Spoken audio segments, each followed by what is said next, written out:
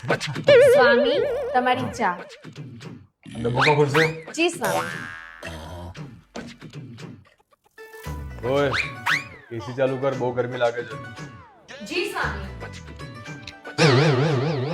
ઓય આને ઇસ્ત્રી કરી નાખજે, રાત્રે પાર્ટીમાં જવાનું છે. જી સ્વામી.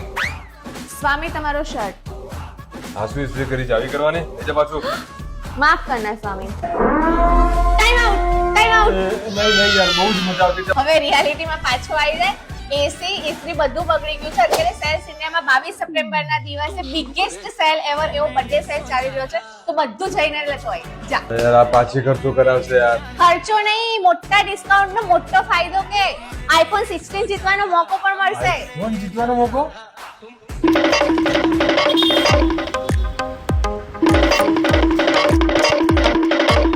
સેલ્સ ઇન્ડિયાનો 54th બર્થડે સેલ આવી રહ્યો છે.